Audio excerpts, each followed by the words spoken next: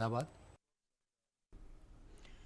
अहमदाबाद विमान हादसे में आगरा के दंपति की भी मौत हो गई, जिसके बाद परिवार में शोक की लहर है। ऐसे में आसपास के लोग परिवार वालों से मिलने के लिए पहुंच रहे हैं और परिवार को दुख की इस घड़ी में हिम्मत बनाए रखने की बस दुआ कर रहे हैं।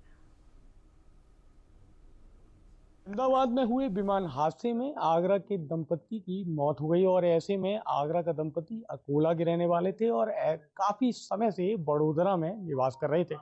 वहाँ की कंपनी नेल्सन एक्सयू में जॉब कर रहे थे और ऐसे में उनके मकान पर मौजूद हैं। ये उनका मकान है। ग्रामीण लगातार पूरे जो देहात क्षेत्रों में रहता है कि परिवारों को तसल्ली देने के लिए यहाँ पे तमाम लोग मौजूद हैं और ऐसे में इनसे बात करेंगे कि आखिरकार किस तरीके की घटना की इनको जानकारी हुई। पहले आपसे जानना चाहेंगे घटना की जानकारी कैसे मिली? जब ये प्लेन क्रैश हुआ तो उस समय ब्रेकिंग न्यूज आया तो उसके माध्यम से सबको पता लगा, पूरे देश को पता लगा।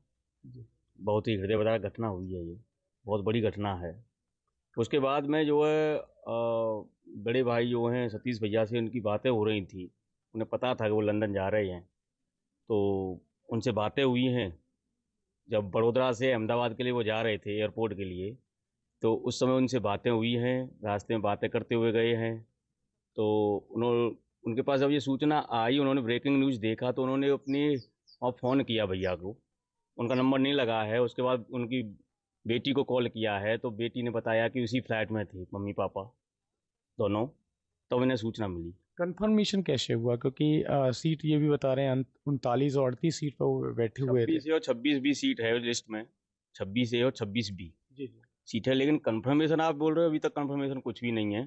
अभी घटना ही बताई जा रही है। अभी ऑथराइज्ड हमारे पास कुछ भी नहीं आया है वहाँ से। कोई सूचना विभागीय अधिकारियों के द्वारा या अभी कोई पुष्टि नहीं हुई है ऐसे में विभागीय अधिकारियों द्वारा। ऐसे में भाई सतीश गए हुए हैं।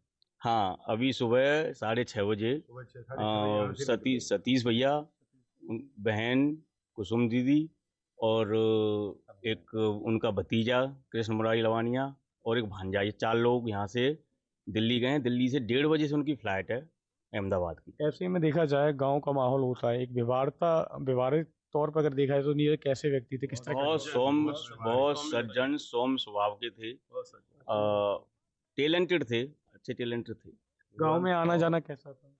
वो जो है त्योहारों पर आते थे, पारिवारिक कार्यक्रमों में आते थे। जैसा कि आप जानते हो, जब वो प्राइवेट सेक्टर में जॉब करता है तो समय का अभाव होता है। जब भी उन्हें समय मिलता था वो गांव में आते थे, सब लोगों से मिलते थे। कितने समय से गुजरात में रह रहे हैं? करीबन 15 साल से गुजरात में। तो वो एक्चुअली उन्होंने कंपनियां चेंज की हैं। पहले वो जयपुर शिफ्ट थे, उसके बाद उन्होंने नीदरलैंड भी जॉब किया।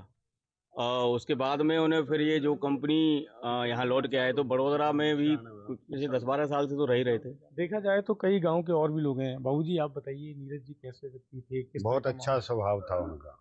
हर किसी से मिलना जुलना, किसी शादी पार्टी में जब जैसे इनवाइट करता है कोई तो उसके यहाँ जरूर आना। आज बड़े गांव के लिए दुख की खबर तो है ही है, लेकिन पूरे देश भर के लिए दुख खबर है। आज यहाँ तसल्ली देने के लिए आए। किस तरीके से इस घटनाक्रम को आप देखते हैं? ये तो बहुत ही दुखद घटना है और इससे ज्यादा क्या हो सकती है। ऐसे में आप भी अपने मित्र बताते हैं, किस तरह का जीवन आपका उनके साथ रहा? बड़ा सौम्य, सरल और शैतानी भरा हुआ। ऐसी कोई खास घटना जो आज इस पूरी दर्दनाक घटना के दौरान आपके जहन में आ रही है? अब घटना ये है कि जैसे हमारी क्रिकेट टीम थी, तो ये हम थोड़ा कद में छोटा था, सिंगल प्लाई था, उम्र में छोटा था, तो 10वें 11वें नंबर पर खेलने के लिए जाया करता था ये। तो कई बार बिगड़ जाता था, नहीं भाई मैं ओपनिंग पर जाऊँगा अब, तो भाई ओपनिंग कर ले तू। अब भी हमारे साथ थे, वाइस कैप्टन थे, तो भाई तू ओपनिंग कर ले। तो इस तरीके से शरारतीपने, या बसों में जा रहे हैं किराया ना देना, आगरा कॉलेज से BSc कर रहे हैं, हम भी साथ में थे, वो भी साथ में। BN हॉस्टल में भी कुछ 1 साल BN हॉस्टल में भी रहे थे वो। काफ़ी सालों से वो अहमदाबाद के बड़ोदरा में रह रहे थे और ऐसे में देखा जाए, क्योंकि आपने उनके साथ बचपन निकाला है, क्रिकेट मैच खेला है, किस तरह की आज जहन में तस्वीरें सामने?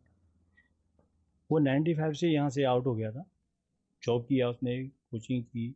उसके बाद कोई प्रोग्राम छोटा होता बड़ा होता, गांव में आता और सबसे मिलता।